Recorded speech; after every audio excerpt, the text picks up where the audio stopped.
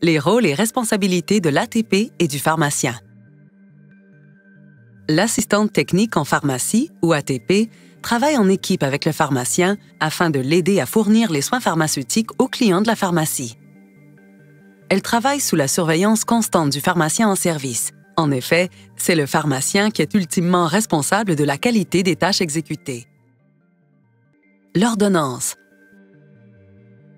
L'ordonnance est la base du travail en pharmacie et constitue le document légal sur lequel on retrouve la prescription faite par un professionnel de la santé habilité à prescrire pour un patient.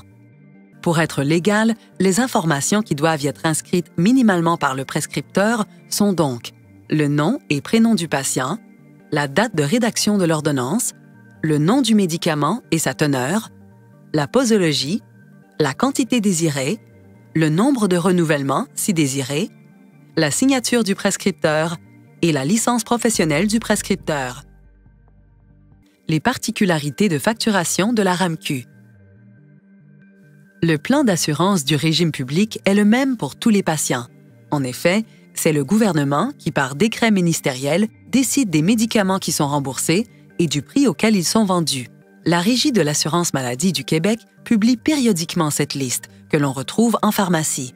Si un médicament prescrit par un professionnel autorisé ne s'y retrouve pas, c'est qu'il n'est pas remboursé par la RAMQ.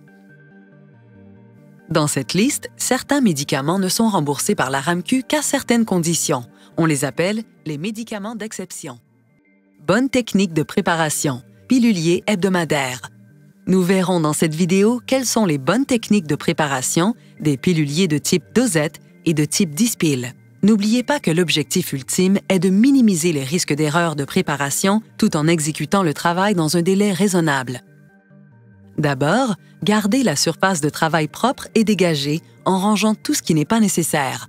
À portée de main, vous devriez avoir un compte-pilule manuel, un coupe-pilule, des ciseaux, des gants, ainsi que des mouchoirs et de l'alcool à friction ou des lingettes désinfectantes. Le calcul des dosages pédiatriques. Selon votre expérience et la chaîne de travail propre à votre pharmacie, il est possible que vous ayez à calculer les dosages de différents médicaments pour les enfants. La plupart des dosages pédiatriques sont faits à partir du poids de l'enfant. Ils sont exprimés en milligrammes par kilogramme par dose ou en milligrammes par kilogramme par jour. Pour être en mesure de faire les calculs appropriés, vous aurez donc besoin de la dose du médicament en milligrammes par dose ou par jour, ainsi que du poids de l'enfant en kilogrammes.